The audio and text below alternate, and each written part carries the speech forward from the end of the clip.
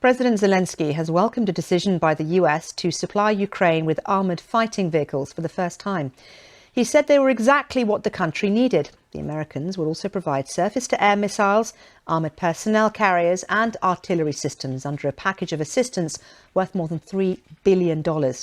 It follows a decision by Germany to give Ukraine 40 armoured troop carriers.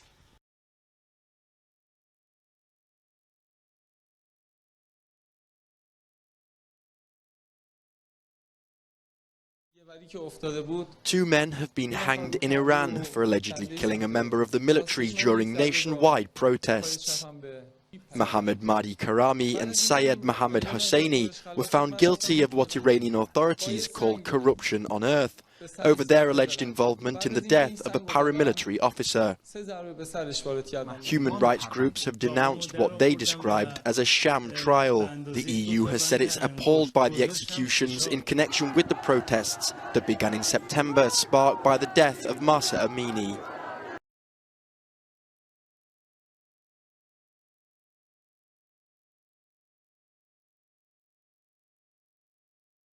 In the United States, a 6-year-old boy is in police custody, accused of shooting his teacher.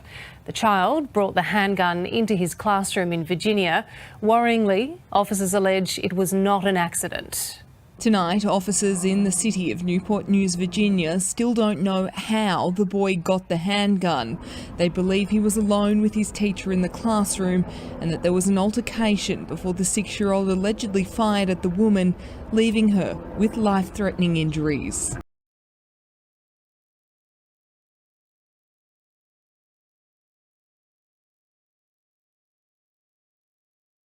An emergency landing after a bomb threat. More than 130 passengers scramble off the Jetstar Japan flight with fears it could explode. The early morning flight from Narita near Tokyo was bound for Fukuoka, only a 2-hour journey. The pilot forced to land at Chuba Airport when investigators say mid-flight a phone call from Germany had been received, a man claiming to have put 100 kilograms of explosives in the aircraft's cargo hold. The runway immediately an exclusion zone as emergency services zeroed in on the threat.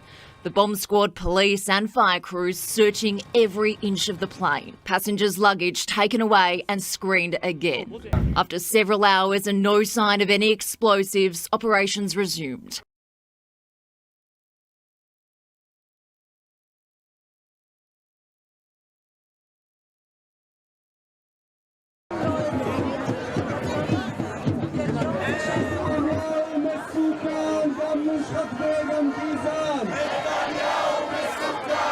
We came here to protest against the degradation of the Israeli democracy. We see a process where the rights of the people will be over time consumed by this theocratic government, and we want to avoid that.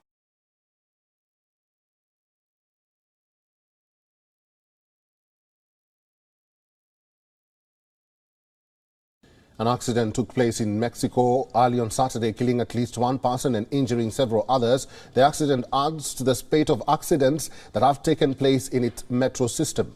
The incident involved 2 trains colliding with one another in a Mexico City tunnel. Authorities say that the person killed in the accident was a young woman. 57 people have reportedly been injured. Footage obtained show injured passengers being treated in ambulances following the crash, which occurred on the North-South Metro Line 3 between the Potrero and Raza stations.